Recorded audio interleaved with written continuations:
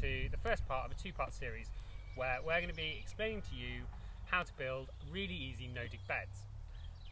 As you can see here, we've got a little bit of compost on the floor, and that was from yesterday when we did our filming, and just had an absolute nightmare with sound, so we're re-going again today. And we've got a new helper, which is Polly, so she's going to be giving us a hand, aren't you, darling? Hello. So yeah, basically I wanted to start, we're going to have to kind of change our beliefs on what's possible and the way that we interact with soil. So one of the first things I really wanted to kind of dive into was the fact that soil is a community.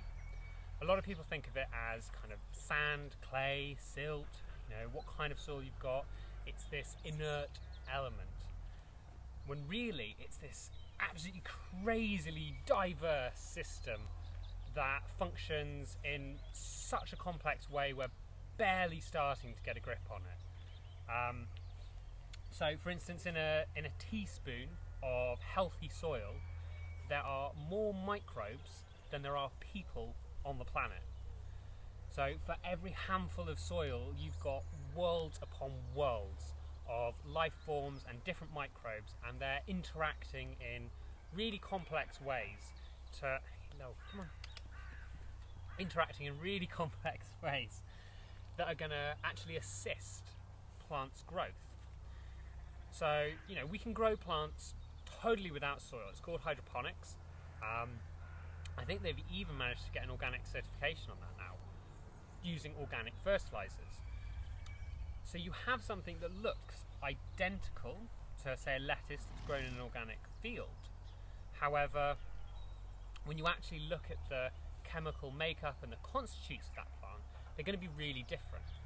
And the reason that they're going to be different is that the secondary metabolites that the plants make, which are all the aroma profiles, those really delicious kind of tastes that we can tell the difference. So if you buy a shop-bought hydroponic tomato as opposed to a homegrown tomato, there's worlds of difference. Yes, that comes down to freshness when they're allowed to ripen for a bit longer, but it also comes down to the fact that when plants are allowed to grow in their natural setting, or at least in a healthy organic soil, they produce a lot of these secondary chemicals, and that's what we're picking up on when we taste something. It just so happens to be those secondary chemicals help defend the plants against attack.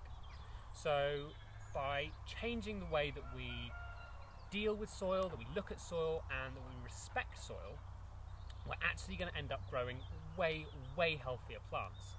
And plants that are stronger and healthier are going to be way less likely to succumb to disease and pest pressure.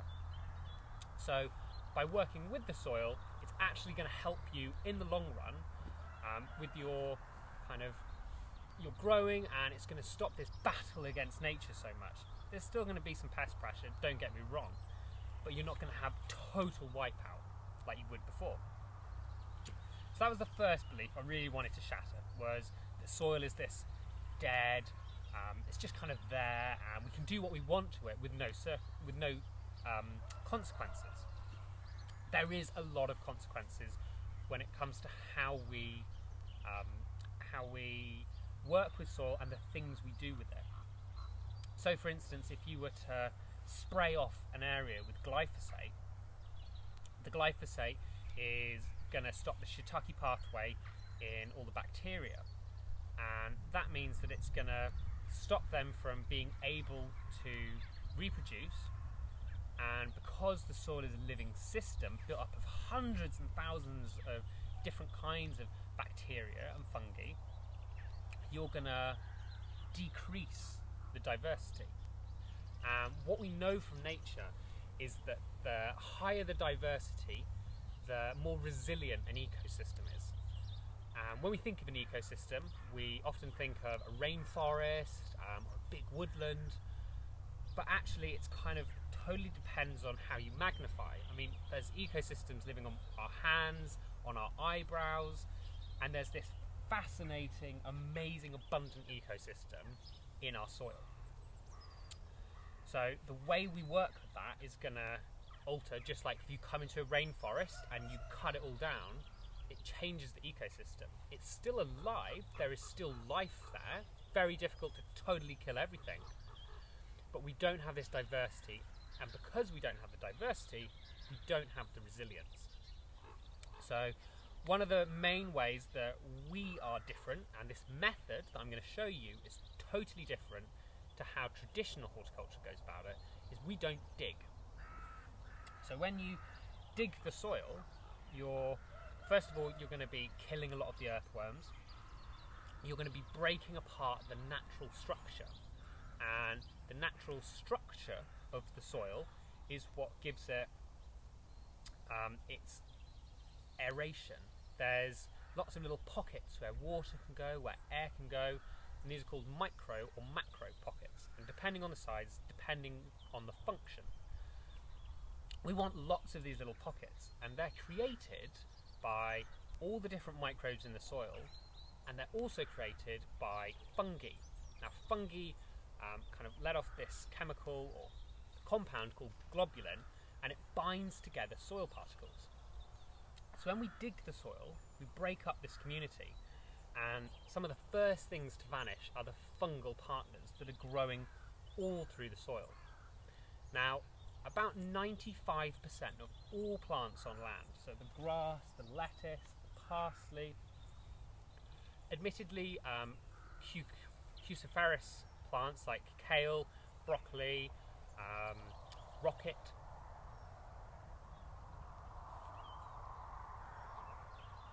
I really think rocket is one. I think they are. Anyway, there's a set group of plants that don't have mycorrhizal partnerships, and these are partnerships with fungi. So myco, fungi, rhizal, root. They're fungi that interact with the roots of plants, and they've evolved together. So when we dig over the soil, we disturb the fungi, and they're the first to kind of not respond so well. Their numbers deplete exponentially every time we dig over the soil. And if plants have grown up to have these fungal partners, then by removing the fungal partner, we're removing a really important piece of the jigsaw. And you're still going to have a plant that looks very similar, but it's these secondary chemicals that we were talking about before that defend it from pest and disease that are going to be lacking. And the more we can kind of create this complete ecosystem, hold everything intact, the better fighting chance your plants are going to have of growing, of not giving into pest and disease, and then the added benefit for us is they taste better. Those secondary chemicals make it taste and pop. So that's what we want to try and aim for. So there's another kind of big impact of digging, and this comes down to a big pet hate of mine. I spent years and years working as a gardener, normally for other people. I used to have a terrible garden, because I was just so fed up with weeding. And it was just that you'd kind of go to your client's house, maybe on a fortnightly basis, and a large percentage of that time was weeding.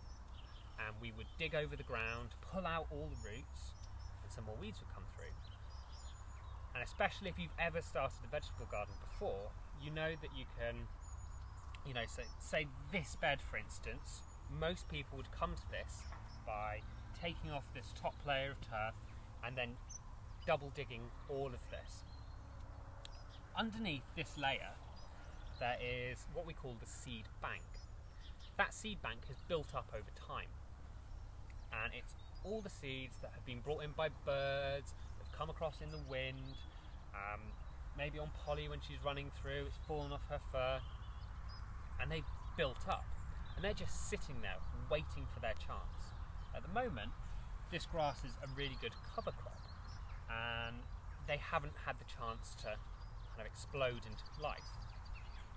However, if we take this grass away, dig over the soil, we're going to be exposing all of those weed seeds, or just seeds should we say, we're going to be exposing all of those seeds to daylight, and that's going to activate them, and then they're going to burst into life. So if we were to dig this bed over, get it looking absolutely gorgeous, you know, that really nice fine till that everyone really wants, no weeds in it at all. Water it, come back 2 weeks later, there's going to be a flush of weeds. That's what's different about our method. Because we don't dig, we don't ever disturb that seed bank. So you're never going to start that battle with nature trying to fill the space.